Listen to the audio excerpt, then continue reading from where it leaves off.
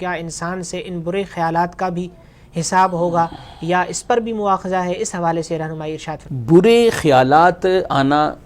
جسے وسوسہ بھی کہا جا سکتا ہے،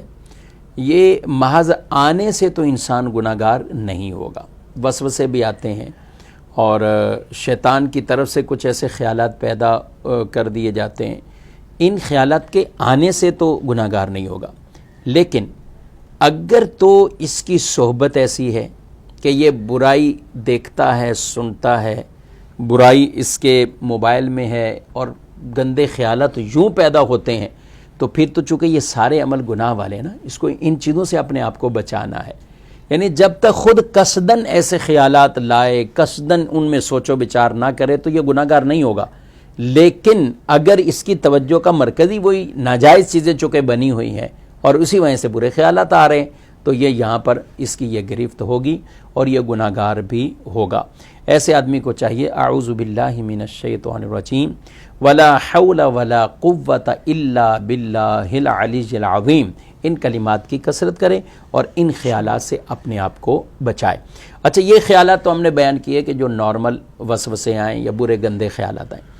بعض اوقات کسی کو ایمان کے حوالے سے طرح طرح کے خیالات آ رہے ہوتے ہیں، تو یاد رکھیں کہ ایمان کے حوالے سے اگر کوئی وسوسہ یا خیال آئے تو خیال اور وسوسے آنے سے تو اس کے ایمان میں خلل نہیں ہوگا، اس کا ایمان اسی طرح محفوظ ہے، ایمان باقی ہے، جب تک اس طرح کا اعتقاد نہ بنا لے۔ اور اس کو روایات میں کہا گیا ہے کہ جب تک اس کو بولے نہیں، زبان پر نہ لائیں، کیونکہ صحابہ کرام علیہ مردوان بارگاہ رسالت میں حاضر ہوئے، یا رسول اللہ صلی اللہ علیہ وآلہ وسلم، ہم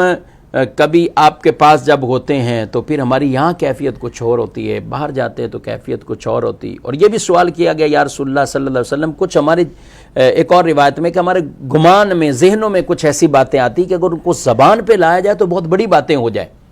تو ایمان کے حوالے سے سوال کیا تو آپ نے اس سے کچھ نہیں فرمایا کہ اس کے اوپر کوئی حکم نہیں ہوگا جب تک وہ ان کو اوپر عمل نہ کر لے جو خیال آیا، یا اسے تکلم نہ کر لے۔ مطلب یہ ہے کہ بطور اعتقاد اس کو کلام نہ کر لے یا عمل نہ کر لے۔ تو اس لیے محض وسوسہ آنا، چاہے ایمان کے حوالے سے ہو یا کوئی اور بھی دینی معاملے، اس سے ایمان ضائع نہیں ہوتا، یہ شیطان کی طرف سے ہوتا ہے، اور شیطان وہیں حملہ کر رہا ہوتا ہے جہاں ایمان